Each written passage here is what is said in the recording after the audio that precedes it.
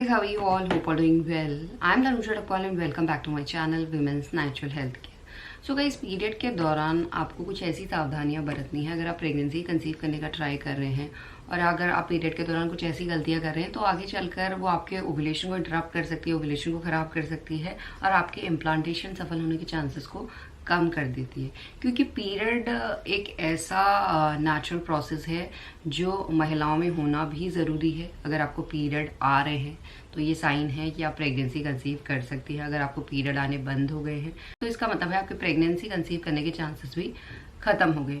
तो पीरियड के दौरान क्या होता है, जो बच्चेदानी की परत यानी बच्चेदानी की जो अंदर की परत होती है वो महिलाओं की शेड होती है, बाहर को गिरना शुरू हो जाते हैं। तो यहाँ पे आपकी बॉडी में जो टॉक्सिन्स होते हैं, जो भी गंदगी है, वो नेचुरल तरीके से पीरियड के दौरान बाहर निकल रही होती है। और अगर आप गलती से भी अपनी डाइट में स्पाइसी फूड या अनहेल्दी फूड पीरियड के दौरान ज़्यादा ले रहे हैं, क्योंकि पीरियड के दौरान महिलाओं को क्रेविंग तो होती है स्पाइसी खाने की, पीरियड से पहले ही शुरू हो जाती है तो महिलाएं खाती भी है। तो अगर आप ये चीज़ें कर रहे हैं तो इस चीज़ को आपको अवॉइड करना चाहिए। अगर पीरियड के दौरान ये अनहेल्दी फूड अपनी डाइट में आप ज़्यादा क्वान्टिटी में ले रहे हैं तो इससे आपकी बॉडी में ब्लड सर्कुलेशन खराब हो सकता है, आपके रिप्रोडक्टिव ऑर्गन्स में ब्लड का सर्कुलेशन ठीक तरीके से नहीं होगा, साथ ही साथ आपकी बॉडी ठीक तरीके से डिटॉक्सिफाई नहीं हो पाएगी। आपकी बॉडी में जो टॉक्सिन्स पीरियड के दौरान निकलने चाहिए, सही तरीके से गंदगी निकलनी चाहिए, वो नहीं निकल पाती। और कुछ केसेस तो ऐसे भी होते हैं महिलाओं के यूट्रन लाइनिंग जो शेड हो रही होती है वो ठीक तरीके से शेड नहीं हो पाती, उसमें ब्लड रुक जाता है। अगर यूट्रस में आपका ब्लड रुका हुआ है तो बच्चा उस जगह पे इम्प्लांट नहीं हो पाएगा, क्योंकि बच्चा आपका यूट्रन लाइनिंग में ही इम्प्लांट होता है। अगर यूट्रन में टॉक्सिन्स हैं, यूट्रस ठीक तरीके से क्लेंस नहीं हुए हैं तो बहुत कम चांसेस है कि बच्चा इम्प्लांट हो पाएगा या आपको प्रेगनेंसी कंसीव हो पाएगी। तो आपको हमेशा यहाँ पे ध्यान रखना है कि ऐसा टाइम है जहाँ पे अपनी बॉडी को आप नेचुरल तरीके से और अच्छी तरीके से क्लेंस कर सकते हैं। तो उसके लिए आपको पहला तो यही है, कुछ भी अनहेल्दी फूड या स्पाइसी फूड ज़्यादा नहीं लेना है। दूसरा है कि अपनी बॉडी में लिक्विड की क्वांटिटी ज़्यादा बढ़ी है, पानी ज़्यादा पिए। जितना ज़्यादा पानी पिएंगे उतना आप यूरिन पास करने जाएंगे, और जितने बार आप यूरिन पास करने जा रहे हैं उसमें कुछ ना कुछ आपकी जो गंदगी है बॉडी से वो निकल रही है, आपका यूट्रस क्लेंस हो रहा है। और पानी पीने से अगर आपका मोटा या थिक ब्लड निकलता है पीरियड के दौरान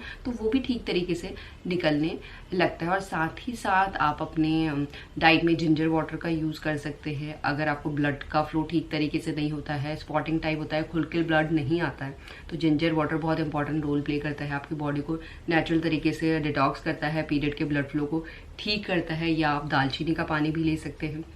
ये चीज़ अपनी डाइट में ज़रूर लीजिए। और इसके साथ गाइस जो दूसरा काम करना है आपको, पीरियड के दौरान आपको कुछ भी हैवी लिफ्टिंग या हैवी वर्क वाला काम नहीं करना है, हैवी वर्कलोड वाला काम नहीं करना है। क्योंकि पीरियड के दौरान अगर आप कपड़े की भारी भारी बाल्टियाँ उठा रही हैं, भारी भारी सामान मार्केट से ला रही हैं, सब्जियां ला रही हैं, घर का ऐसा काम कर रही हैं जिसमें आपको भारी भारी सामान इधर से उधर करना पड़ रहा है, तो वो डायरेक्टली और इनडायरेक्टली आपके यूट्रस पे प्रेशर करता है, यूट्रस पे दबाव डालता है। और इस कंडीशन में क्या होता है, यूट्रस प्रेगनेंसी के लिए तैयार नहीं हो पाता है, महिलाओं का इम्प्लांटेशन सफल नहीं हो पाता है।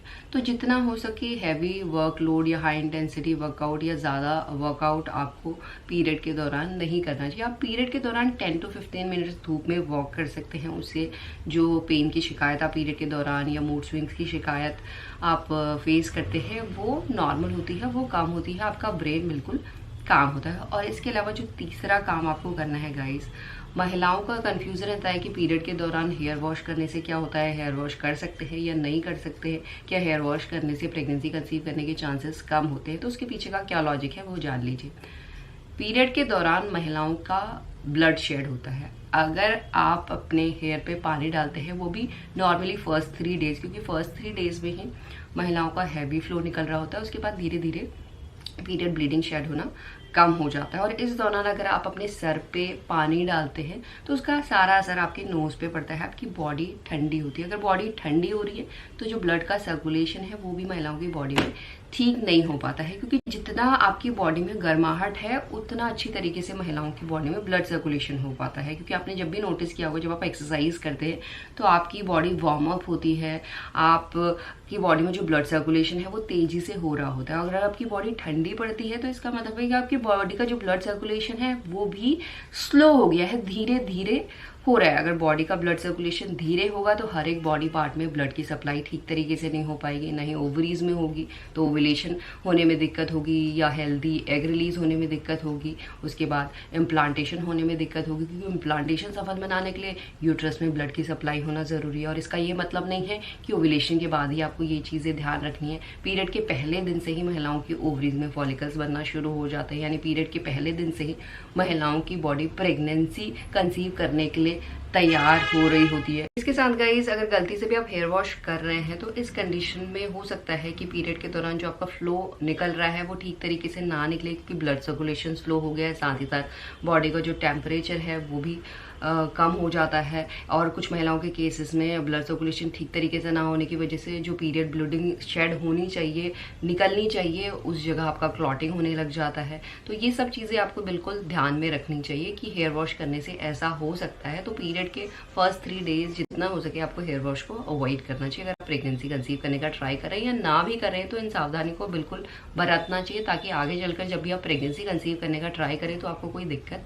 ना। इसी तरीके से यही सावधानियां बरत के पीरियड के दौरान आप अगर कोई मिस्टेक कर रहे हैं तो वो मिस्टेक ना करके बहुत जल्दी नेचुरल तरीके से प्रेगनेंसी कंसीव कर सकते हैं। यही आज का वीडियो। होप करती हूँ वीडियो आप लोगों को पसंद आएगा। And thanks for watching this video. Will see you soon my next video. Till then bye.